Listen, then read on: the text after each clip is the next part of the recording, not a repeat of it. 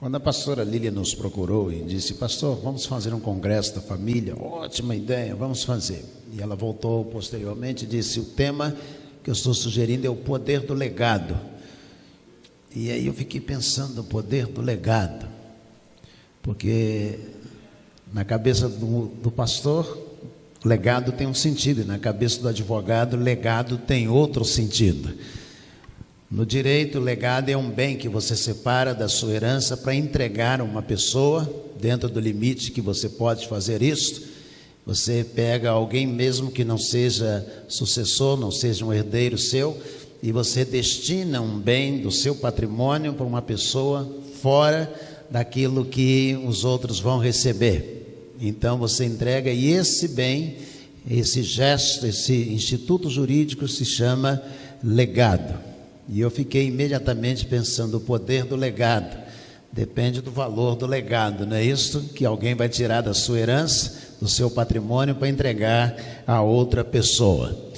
Mas no sentido bíblico, no sentido a ser alcançado pela intenção da pastora Lília, é daquilo que você vai deixar de si mesmo para outra pessoa, das suas experiências, emoções, da sua fala, da sua manifestação social, e principalmente da sua experiência com Deus, que será transferida à sua geração presente ou àqueles que farão parte das gerações vindouras.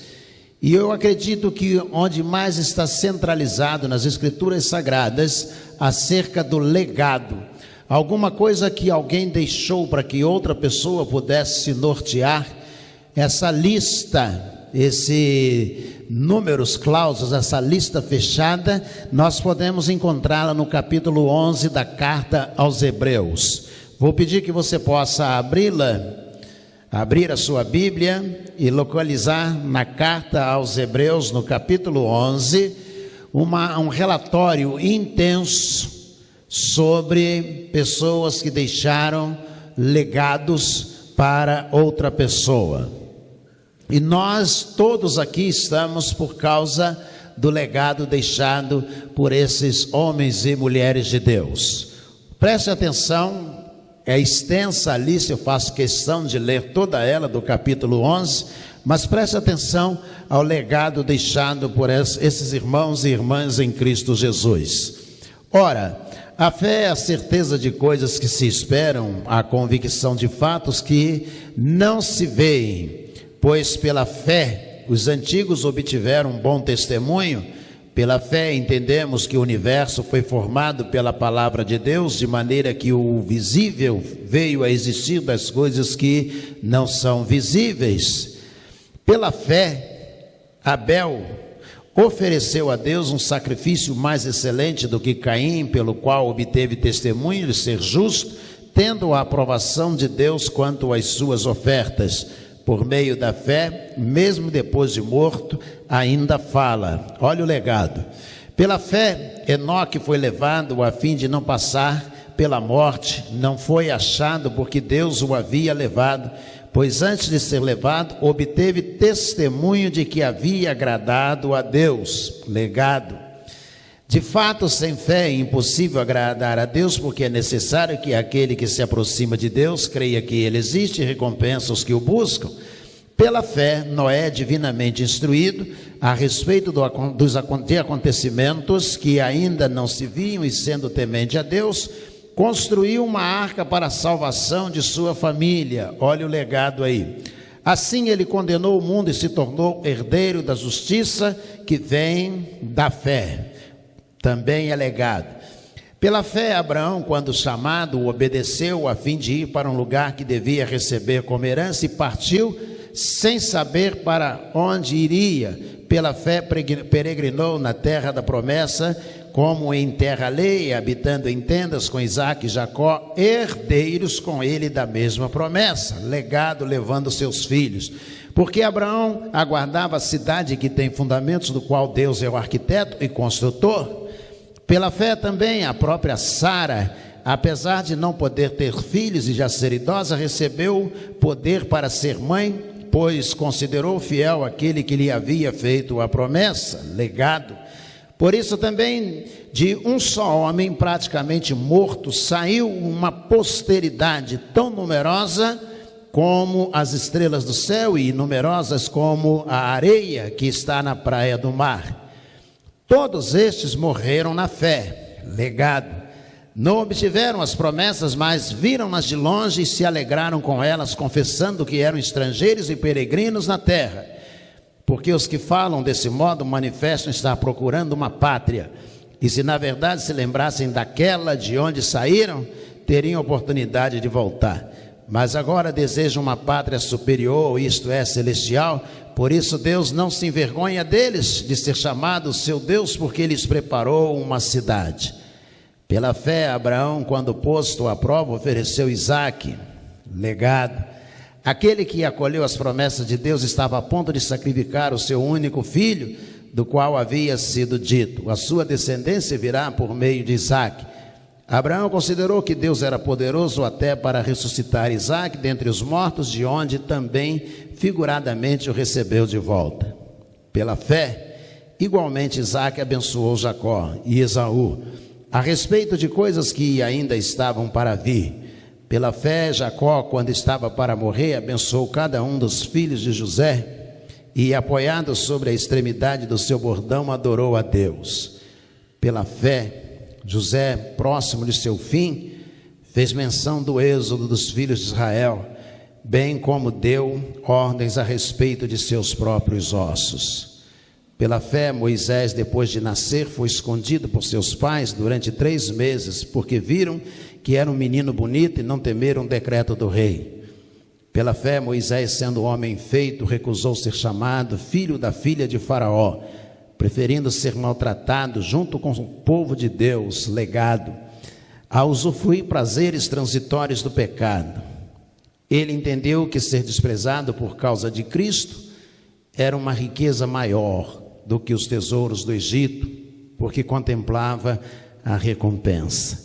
Pela fé, Moisés abandonou o Egito, não ficando amedrontado com a ira do rei, pois permaneceu firme como quem vê aquele que é invisível. Pela fé celebrou a Páscoa e o derramamento do sangue, para que o exterminador não tocasse nos primogênitos dos israelitas.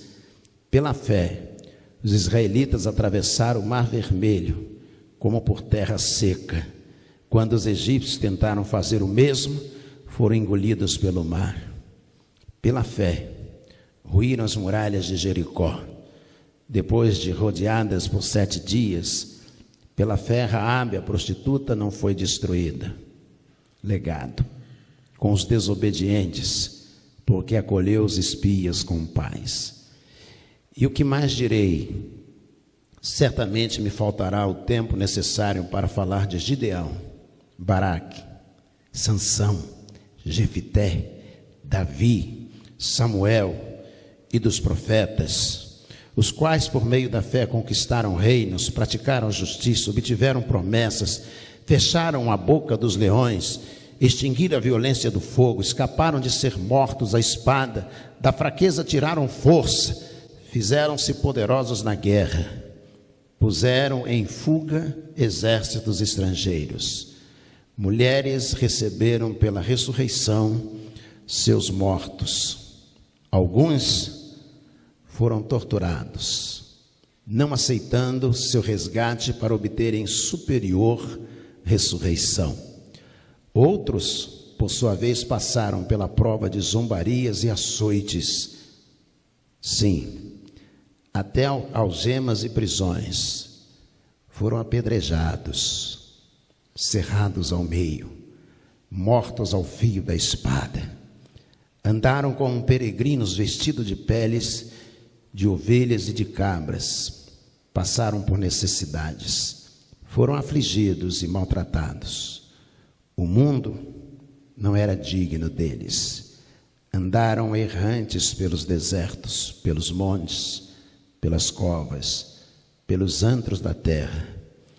Todos estes, mesmo tendo obtido bom testemunho por meio da fé, não obtiveram a concretização da promessa. porque Deus tinha previsto algo melhor para nós, para que aqueles sem nós não fossem aperfeiçoados. Amém? Vamos orar. Senhor, nós nos quedamos diante de uma lista tão vasta de homens e mulheres que contribuíram, deixaram legados de seus testemunhos, de vida, de palavras, de adoração ao Senhor, para que, ó Deus, hoje, tantos anos depois, pudéssemos nos reunir e olhar, ó Deus, o que eles deixaram, o legado de cada um deles, e como até hoje, milênios depois, este legado tem influenciado a igreja do Senhor sobre a face da terra, tem influenciado-nos, ó Deus, nas decisões dentro das nossas casas, no ambiente de trabalho, no exercício da atividade profissional. Ó Deus, quanto somos influenciados pelo legado deixado por Abraão, por Moisés. Ó Deus, como o Senhor tem operado até hoje no poder do legado de cada servo e de cada serva do Senhor. Ministra, ó Deus, sobre nós, pois nós oramos em nome de Jesus. Amém. A Bíblia fala sobre esses homens e mulheres, e eu sou apaixonado por esse texto, porque ele traz um relatório de como esses homens influenciaram no tempo em que eles viveram, mas não só isto, como eles nos influenciam, eles influenciam o nosso comportamento até hoje. Nós nos reunimos e nós nos baseamos nos escritos das cartas do apóstolo Paulo. Nós nos baseamos em decisões de Abraão juntamente à sua família, de Moisés, quando temos que tomar algumas decisões. Tudo isto é legado. Famílias foram salvas por esses homens, e as nossas famílias hoje também são salvas pelo legado, pelo testemunho que eles deixaram. Quantos de nós não dobramos os nossos joelhos, ou não dobram os joelhos antes de tomar uma decisão, porque há um legado deixado para que pudéssemos viver, e esse legado continua influenciando, e quem quer se nortear a sua vida, se orientar, tem uma lista extensa no capítulo 11 de legados deixados por esses homens e essas mulheres.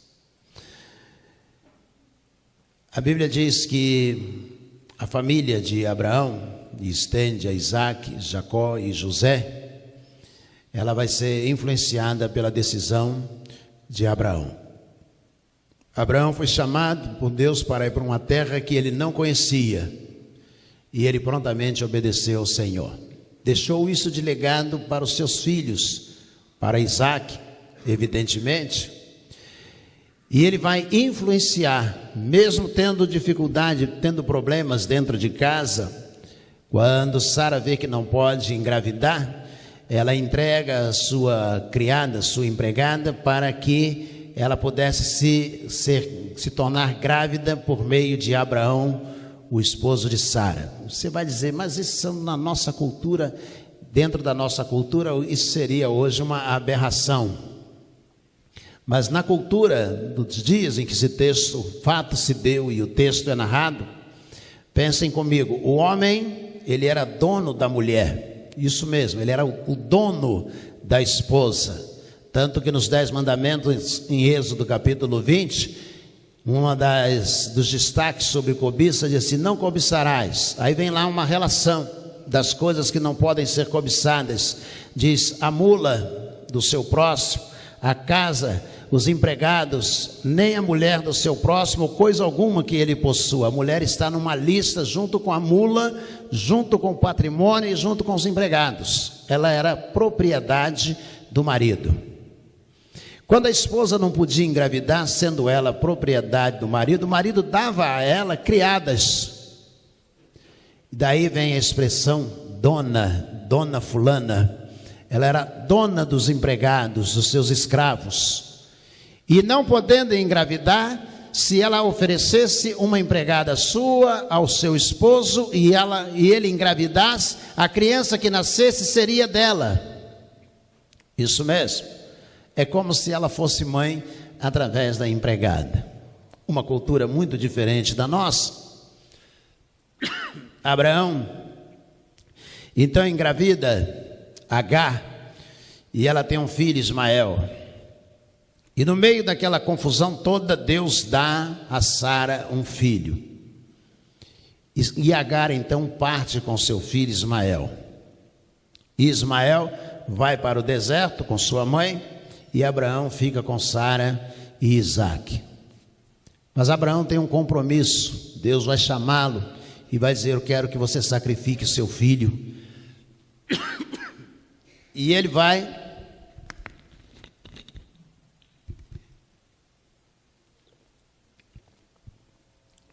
sacrificar o seu filho, levar para sacrificar o seu filho, dando um testemunho excelente, diz o escritor da carta aos Hebreus. Isso vai se constituindo legado, testemunho para toda a nação de Israel.